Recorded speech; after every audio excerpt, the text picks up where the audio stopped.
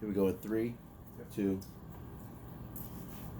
Welcome to the Witching Hour. This is Patti Negri, and we're going to spend an hour talking about magical things, ghosts and spirituality, and anything else comes up that we want to talk to. We have a very, very special guest today, a dear friend that I'm getting to know the last year or so, and super magical, super fun. So, Hold on, real quick. yes. Kev, I don't hear anything out of mine. we don't. I don't hear anything We don't have here. sound. Oh, your headphones. Yeah. Yeah. I thought it was just me. I was like, No, well, I I don't can still hear her. That would explain a lot. Okay, stand by. What about So now? should I do a longer intro or No. not? Yeah, there you go. Oh, wait, there we go. Yeah. There we go. Okay, it's a little loud. Do I do a longer intro or no? I would say just reiterate the reason of the show. Okay. And then introduce yourself, and then let's do a proper tease Okay. for our Okay, yeah, guests. because it was too soon. I was thrown Can I off. sit back like this? Is that Yeah. okay? I'm still Yeah. in frame.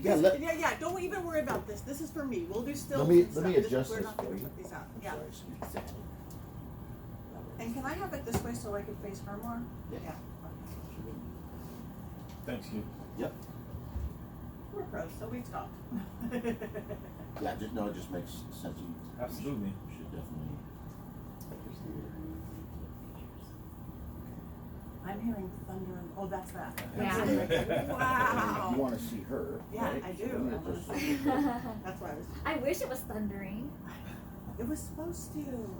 Maybe it still will. Maybe it's still. will. It's just a bipolar day because it's like sunny and hot one second and then dark and rainy the next second. Yeah, I was actually getting that even yesterday in Long Beach. It's raining. It's sunny. I was waiting for the rainbow. I never saw it. Okay, let's go ahead and stop that, and then we'll do a clean start. Thank you, sir. Okay. Okay, ready to go? Camera's good. You good? Did you push go on that camera? I did. Okay, Yeah. thanks. Good, because I didn't. Here we go in 3, 2. Hi, welcome. This is Patti Negri, and welcome to The Witching Hour, where every week we bring a little magic into your life. I have amazing guests with amazing information and stories. We have a very special one today. But every week we're going to talk a little bit about how to make your life a little bit better in any way that you want to do it. I'm all about empowerment. I am a psychic, I am a medium, I am a good witch, kind of born this way. When I was a little kid, I knew what herbs to put in my mom's purse to give her more money or to give her health or to give her stuff. It's just in the blood. And I've also been talking to dead people as long as I could remember. I did my first seance at 7 or 8. I thought everybody could, talk to the other side. And I think they still can. I think that it's a gift that's born in all of us, and it just kind of gets taught out of us in our non-mystical, non-magical Western society. But keep your ears open, keep your thoughts open, keep your mind open, because maybe there could be a little bit more magic in your life as well. So this week, I think we're going to talk, when I get to our magic moments, I think we're going to talk about dream school. Because one thing that gets in the way of all of our own selves is our own thought pattern. I very much work left brain, right brain, left, reasoning, rational brain. And then you're right, creative, intuitive, you're spiritual, your artist side of things. You have to dance between the two. You can't use one against the other because it shuts it down completely, both ways. So my dream school technique, which we'll talk about later in the hour, is a way that you could do all sorts of work and discovery and psychic development while you're asleep. So anyway, but let's get to the first part of our show. I have an amazing gift. She's a dear friend. You will certainly recognize her, even her voice, because it's so cute. You might recognize her from The Girls Next Door, from all sorts of television, all sorts of events, all sorts of ghosty experiences. My guest today is the beautiful and funny and talented and professional ghost magnet, Bridget Marquardt. Hi, thanks for having me. In your intro, you were talking about some herbs you stuck in your mom's purse for money. Do you want to fill mine up? Yes. It was. Oh, I love your bag, by the way. Thank You're you. so cute. Yeah, actually, there's a bunch of them, but the easiest one that everybody has is rosemary. Oh, yeah? Rosemary is a really good money herb. Yeah, you could plant it at your house. Even if you have an apartment, plant it. It's really easy to grow. If I can't kill it, nobody can kill it. I don't rosemary, know. I say I have a black thumb. Some people have green thumbs. I have black thumbs. But there's some nice blackie plants we can grow as well. But yeah, so it's energy. Everything has a spirit. You know, we live in our little mundane spirit world of, you know, black and white and right and wrong and, you know, gravity. But the other side of the veil, there's all sorts of spirits just as well. Like the spirit that will help bring you love, an apple that will help bring love to you when you eat an apple. Really? Yeah. Wow. It's the attributes. I think it's the truth is both they have those attributes and ancient man discovered it, and then we gave those attributes to it, so that enhanced it. So the win plus win together makes magic everywhere. I love it.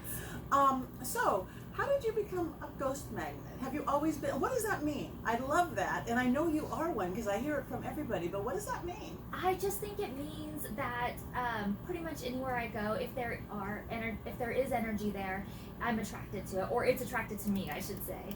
And it's happened ever since I was really young.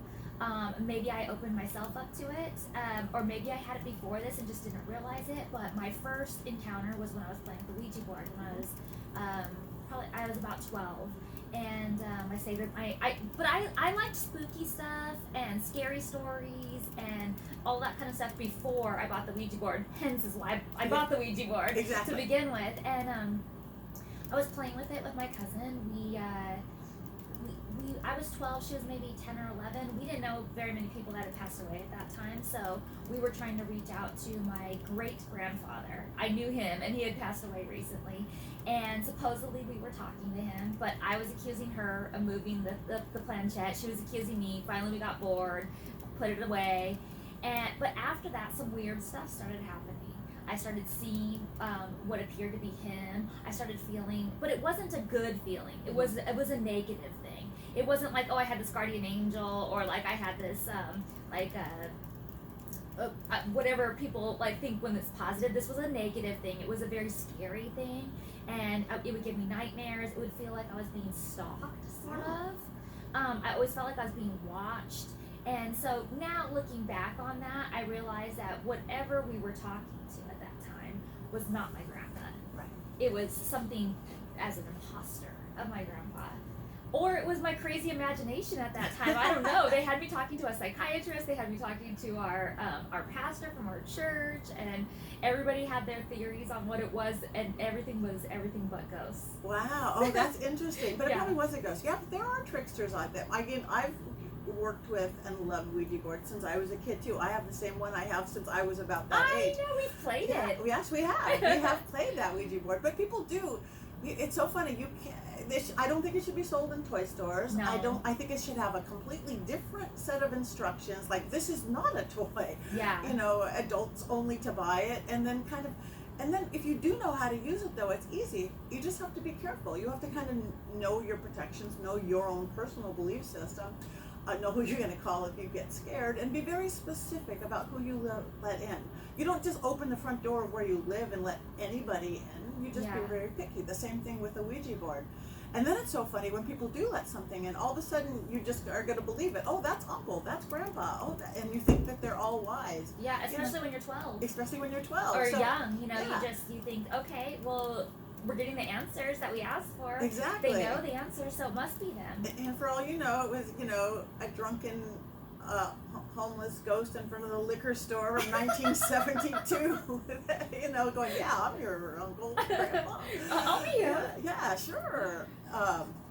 So that is really, really funny. Yeah, well, I swore off Ouija boards after that. Partly because my mom was like anti. She's like, we're getting rid of this thing. I don't want this in my house. Did she do something very like ritualistic, like burn it or just stuff it in? Well, no, but funny you should ask that. We lived way out in the country, so she threw it. We had this big trailer where we throw all our trash in, and we have to actually go to the dump and take our trash ourselves. So she threw it in that trailer.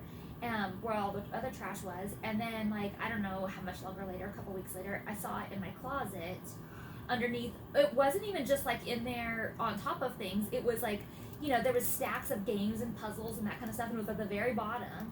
And I was like, I thought you said you threw the Ouija board away, and she said I did. And it's in my closet, and then she was mad at me because she thought I got it out, but I didn't. And they say that happens. Yeah.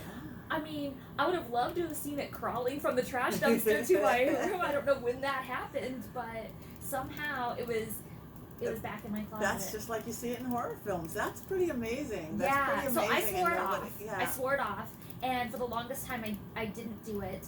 And then, just like a couple years ago, I was doing an investigation at Daydreams and Nightmares. My friend Dana there, she had a Ouija board sitting out.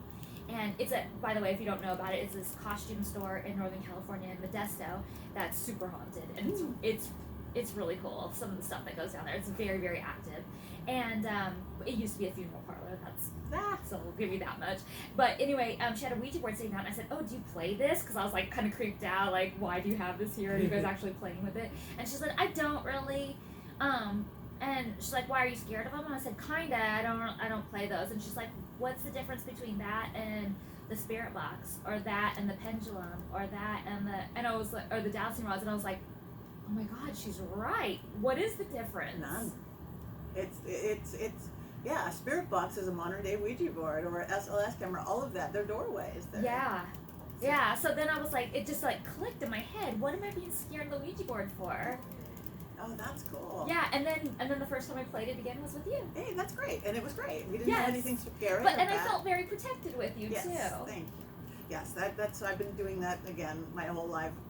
Protection techniques. Know what you're doing.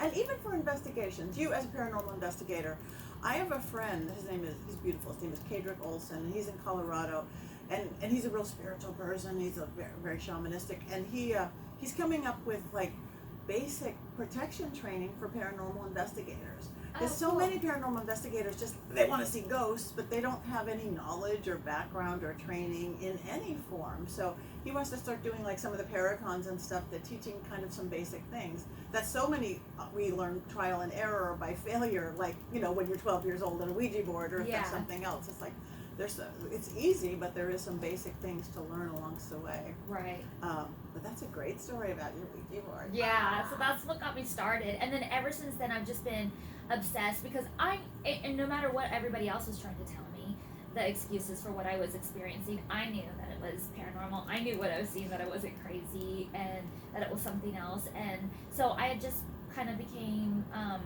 I don't want to say obsessed because that sounds really crazy, but I'm very, very interested in paranormal stuff. So every time I would travel, I'd want to stay at a haunted hotel. So I was from Northern California, but if I'd come and stay in LA, I'd be like, "Oh, we have to stay at the Roosevelt, or we have to stay at the Queen Mary because it's haunted." And I'd know what all the ghost stories were, and I'd be like, "Okay, at midnight we're gonna go walk around in our pajamas, and we're gonna go," because this is before ghost hunting equipment or anything like that. So all you had was yourself, which is really the best thing of ghost hunting equipment. And we would just walk around and try and experience what other people had experienced. If it was the Marilyn Monroe mirror at the Hollywood Roosevelt, we'd go and like try and peek in it, or do like, I guess now I know it as scrying, but like, you know, just like stare in it and see if you see anything coming from behind you, or peeking in or anything like that. But I didn't know it as scrying then. I just thought, we're going to stare in the mirror and see if Marilyn pops in. But you know how to do it. See, that's the thing. It is kind of innately in us. Again, and it didn't get taught out of you. It really didn't get taught out of me. Like sadly, they didn't say, yeah, maybe it was ghosts when you were a little kid. It might have even grown faster. But they didn't get taught out of me. But I love the Roosevelt too. That's like my favorite place. I actually met my husband there. Oh, really? I used to do a show at the Cinegrill. I've got to stay in room 928 and 923, the most haunted room, and another room.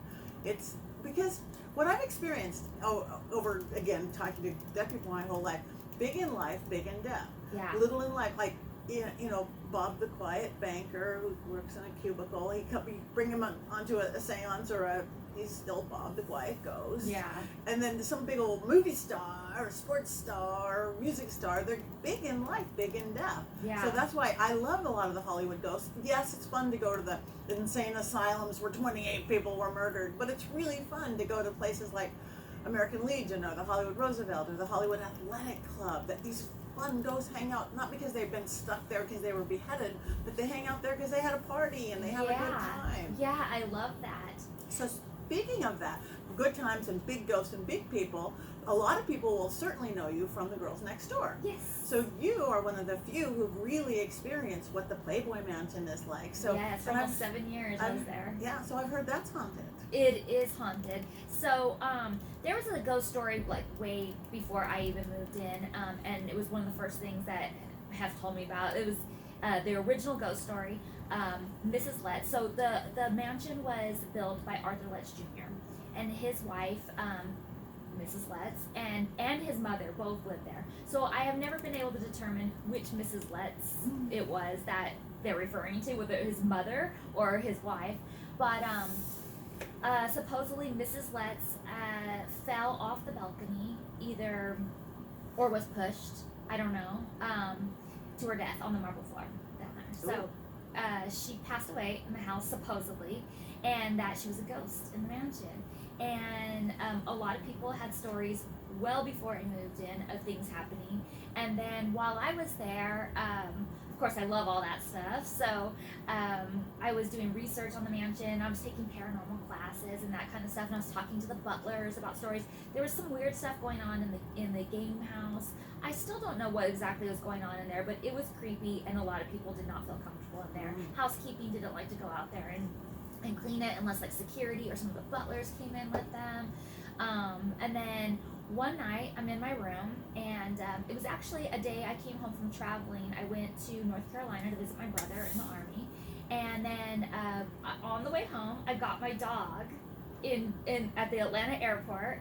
And so it was the first day I had my little puppy Wednesday. I had a little cage set up for her with all her stuff in there at the end of my bed. And my sister was sitting on my bed with me, and my friend Stacy, and we were telling her about our trip, having a glass of wine, and out of the corner of my eye, and all three of us saw it, so not just the corner of my eye, corner of everybody's eye, in the doorway that leads to my closet and bathroom, no other exit out of the room from there, there was a woman standing there. And she was pale and thin and long, dark, straggly hair. I would not say that she was dressed in period clothing. I think it was modern. If I had to guess what she was wearing, it would have been like dark colored pants, probably maybe jeans or dark black jeans, and like a white t-shirt, like very baggy on her. Maybe a white sweatshirt. It's not that super clear because it's out of the corner of your eye, but she didn't seem old-fashioned. She seemed modern day. And she was just standing there, and then of course I gasped. So I was like, and I turned and look, and when you turn to look solidly at the thing, it's always gone. Yep. It's just the way it is, unfortunately.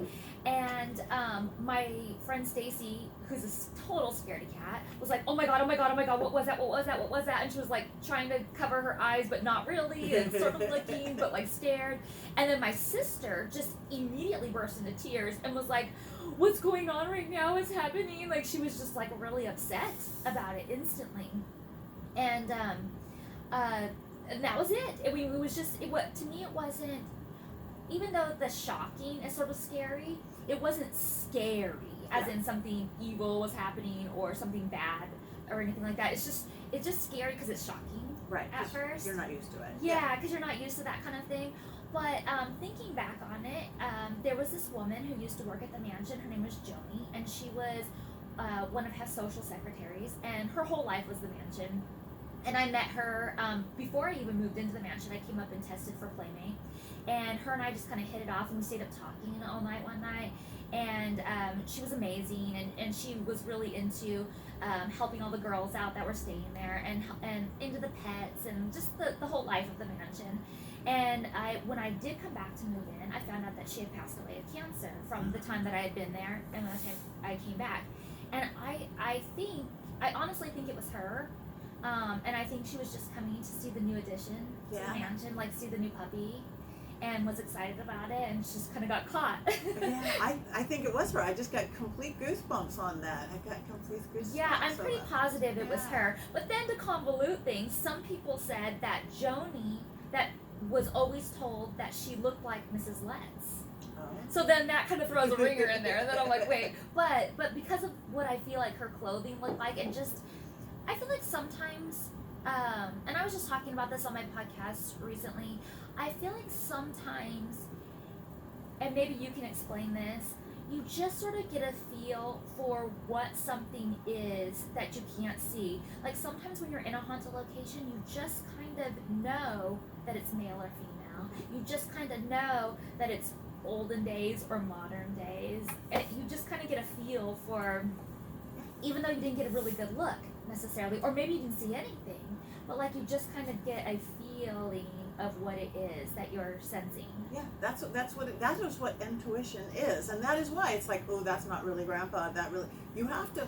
anybody, it doesn't even matter if you're an investigator, if you're home and you feel something, first off, go positive or negative. Negative, go get out. You're not welcome here. Positive, don't be afraid to talk to it. Ask questions. Are you male or female? Are you this or that? Yeah. But yeah, we do have it. Sometimes it's just a knowing. That's what people really separate all the clairaudient, clairvoyant, clairsentient. When you see, when you smell, when you hear, when you know. The knowing. But I just throw them all into one. And again, it's part of that sight that you see through. And I agree with you 100%. But you're really gifted. You are really intuitive. Thank you. Yeah, you're very you're very sensitive, sensorial.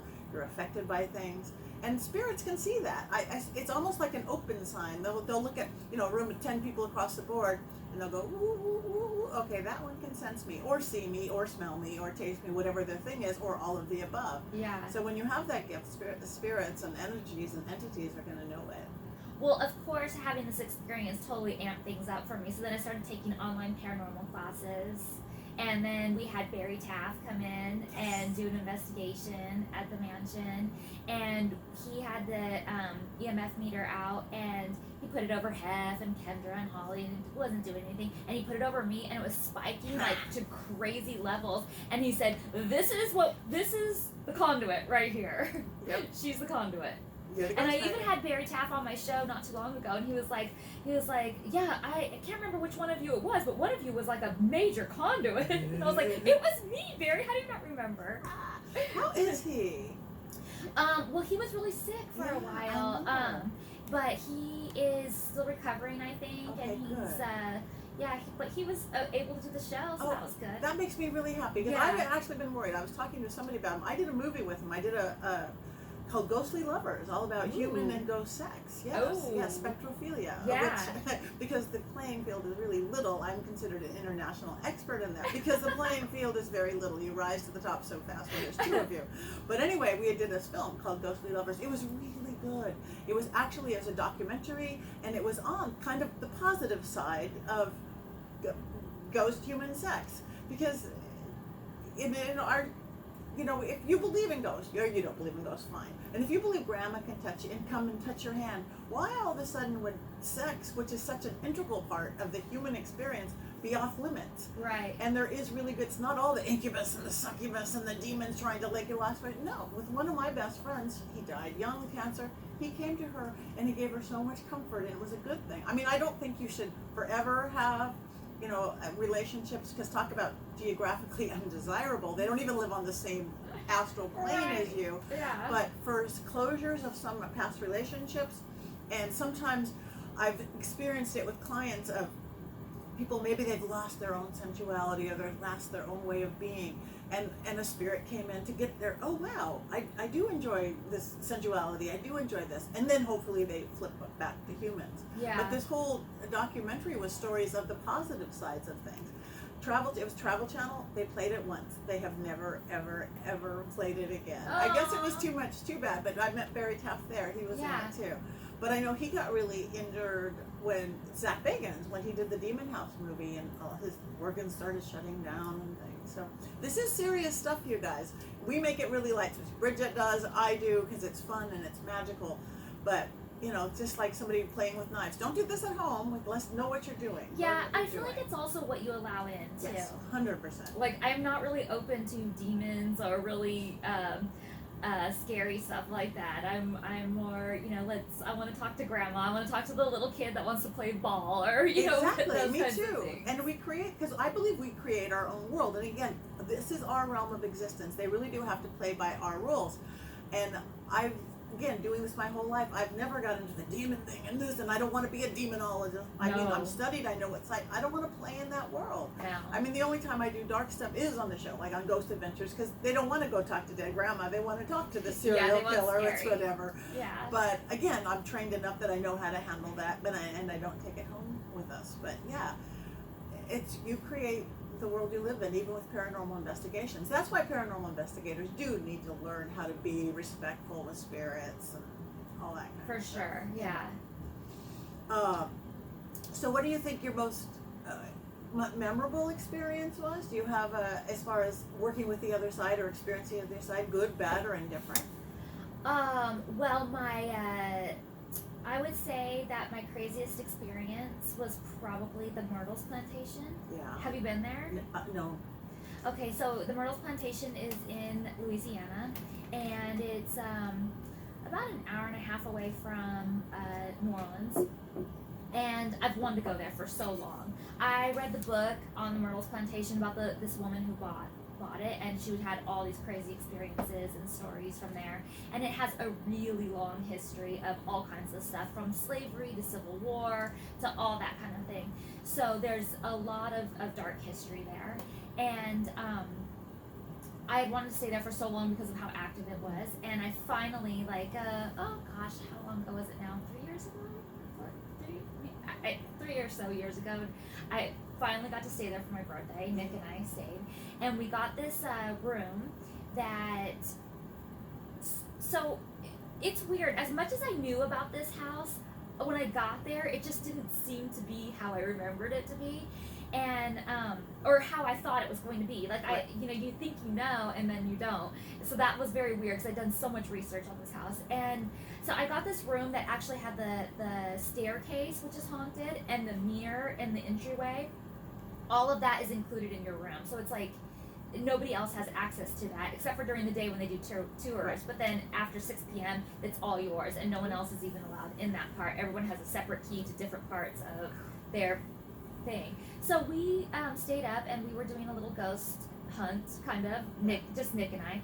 And I'm sitting on the 17th step where this man died. He was shot at the front door, and he died on the steps in his wife's arms. And I'm trying to get EVPs there and any kind of sign. And Nick is standing next to the haunted mirror and trying to get like the K2 meter to spike or something. Nothing was happening. I mean, I had to like double check the batteries in my K2 meter because it wasn't even like, is this even on? Like, what is happening? Zero. And I started getting a really bad headache, which I think was part of it later on, but I didn't know, like a migraine. And I get migraines sometimes, so I have medication for it, and I took my medication, would not budge it. And so we finally went to bed, we're sleeping, and all of a sudden we start hearing boom, boom, boom, boom, boom, boom, boom, somebody running up the stairs. And I jump up and I open the door, and there's nobody there. And so we had been walking all around. There's like this sitting area outside of our room, and it's in like a dormer window, so you actually have to like walk way into the dormer window kind of thing. And when you do walk over there, the floorboards really squeak, but only over in that area. And so I shut the door. Nobody came up the stairs. I don't know what that noise was. I mean, it was clearly somebody coming up the stairs, but there's nobody there. So we go back to bed, and then we hear squeaking in that dormer outside our door. And I was like, and I grabbed his arm, and I was like, do you hear that? And he's like, I totally hear that. I'm like, do you know where that's coming from? He's like, there's only one place that's coming from. I'm like, I know. Then it sounded like furniture was moving above us, but we were on the top floor. Wow. And it sounded like little kids were playing. We never saw another little kid while we were staying there. I mean, it just went, I can't even explain how thick and heavy the air was, and it just felt like things were going out of control. I mean, to the point where I was even too scared to get out of bed, and my head hurt so bad, and I thought I was going to throw up, and we were like holding on to each other, and every time we hear something, he'd be like, did you hear that? Like, yes, did you hear that? And he's not even like a super believer. He's like I'm here for you, and I'll play along, and maybe it exists, maybe it doesn't, I've never experienced anything kind of guy, you know? Yeah, I'm married to one of those, He was like the whole time, oh my God, did you hear that? Did you hear that? Did you hear that? And then, I mean, at one point things just got wild, and there was a beeping sound in our room, like an electronic beeping sound, and we both bolted up, and he said, and my K2 meter was full red, and like going back and forth from 0 to red, 0 to red, 0 to red. He's like, your K2 meter is making noise. And I said, my K2 meter doesn't make noise. And I'm like, what time is it? And he looked at his phone, and it was like 3:17 or something like that. And I was like, oh my God, it's like the devil's hour. Witching hour. Or witching. Well, I said witching hour, and then everybody corrected me and said it was the devil's hour. It's witching hour. That's what I said too. Okay, so then whatever hour it was a scary hour. And we like pulled the sheets over our head, and we were like freaking out. And then all of a sudden, it just felt like it was over. Like, Wow. I just felt every muscle relax, it felt like the sun came up, but it didn't. Like, it just, I felt like the birds started chirping. Like, it just was over. There was this huge release in the room, and I go, oh my God, it's over. Do you feel that? It's over. And then we kind of like came out of the covers a little bit and looked around, and I grabbed my phone, and it was like 4 something. It was like between 3 and 4. I mean, I think things started going off around 1:30 to 3, but things went nuts between 3 and 4, and then at 4 a.m. it was just done. And I had to go to the bathroom really bad, and I was like, you still have to go with me, because I'm too scared to walk in there by myself. And then the next morning they do biscuits and gravy in the gift shop area, so we're like, yeah, we got to get up, we can't miss that. It was 7 a.m. And we went in there, and the workers that they were there, they said, so what room were you guys in? And we told them what room, and they were like, oh, and you made it through the night. The last 2 people that stayed there didn't make it through the night. Wow.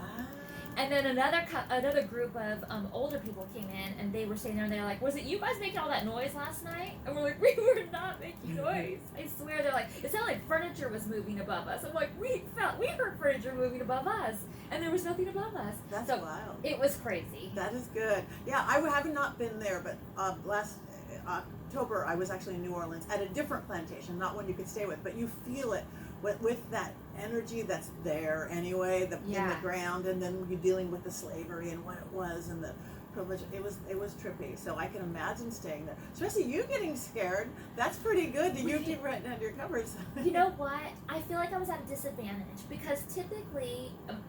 I look back on that and go, what was the matter that night? Because I typically would jump up and want to like investigate more. But something put me at a disadvantage, and it was that damn headache. I was so sick. Like, I thought the head hurt so bad, and the medication was not helping, that I literally thought I might throw up, and I didn't have the energy to get up and investigate. I just wanted it to be over. And I had spent so long waiting to go there. So I feel like the headache, and the reason I talk about the headache, it was part of the haunting. Yeah. It was trying to put me at a disadvantage. That's what I feel like. They do that. It really does. There's 2 ways. It's here give you a headache, so you're at a disadvantage, or it draws energy from you, and that can make you sick or nauseous or headaches and things like that. So it probably was. Because that surprised me. Because I remember Halloween time for your show for Ghost Magnet, we were doing a seance at Holly's. And so that was great. We could talk about that or not. That was really good. But I remember afterwards, we're all closed up, and you heard something upstairs. You're the first one to grab your stuff, and you ran upstairs. Yeah. What's going on? You're a good investigator. Yeah, you run I'm all towards, about not it. run away. Yeah, I'm Yeah. all about it, and I'm not, even though like the anxiety might be pumping and stuff, I'm not super scared. I might be kind of scared, but in a good way scared. Like adrenaline, like this is fun, let's go find it, let's go see something. And so the fact that I was scared and not willing to jump up and investigate. I mean, I did jump up and investigate at first. Like when I heard somebody walking up the stairs, I opened the door, but I just couldn't. Yeah. Yeah, places have such energy to them, besides all the ghosts and the things, and you get to old places like that. It's amazing. And that place has a lot of tragic history. Yeah. A lot. So, it's definitely a fun place to go stay. I know, I want to go there now. I'm going to find out I'm what gonna room go you guys back. were in. Yeah. Go do an investigation. That's great. Mark this real quick, Kev. Let's take a break. Make sure that you follow us on Patti Negri on Instagram, and when we come back, we have more with Bridget as well as our magic. Okay, should I have her say where can people find you now, or save that for No, after? we're gonna say that towards the end. I say that Yeah, today. this is one break. Go Okay, to so I'm just gonna say we'll be okay. go to stop that, Kev, for me, and then bring it back to where her pause is, and then we'll punch her in the recording.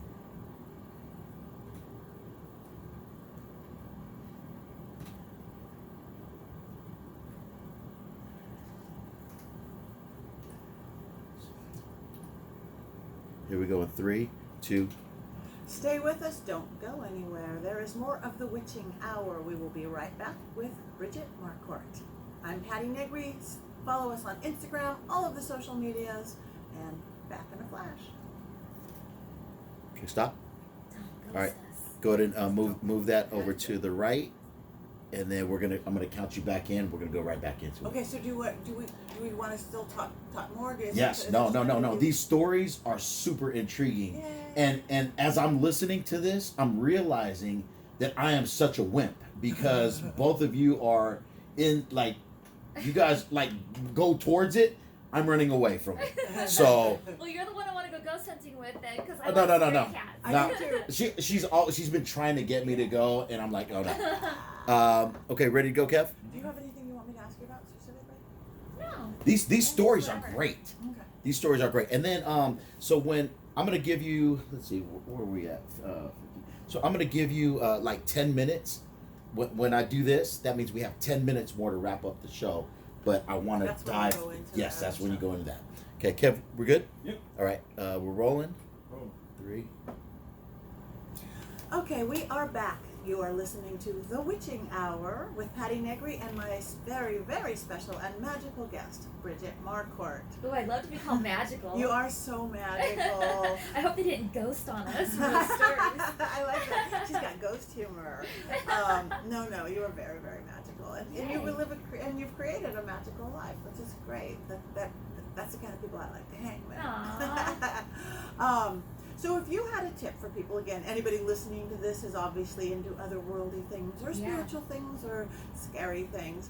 What is your one tip you would suggest to people if they want to get into the world or they want to go, hunt ghosts on their own? Research. I mean, I research everywhere I go, and I research every guest that's on my podcast. I research things like crazy because I want to know everything that I'm getting into. I want to know all the previous stories. I want to know kind of like what to expect, and I want to know what I should bring, what I should ask for while I'm there, like all of those kinds of things. I want to know what places interest me the most, and so I feel like everyone should be really informed as to where they're going, what they're doing for safety purposes, for just knowledge I can't even speak, for knowledge reasons, and for speaking to them too, to be knowledgeable on who you're talking to or what you might encounter there, just to be safe and to have a better interaction, I think. So that's my number one tip. Know your equipment, know your place, know who you're talking to, just be knowledgeable on it. Yeah, I agree to that. Most points of that. Again, know your place, know what you're doing. Again, be prepared. Especially equipment. Now, on the opposite of things, me being the medium who's supposed to go and figure out things, I like stick my fingers in my ear, going, no, Yeah.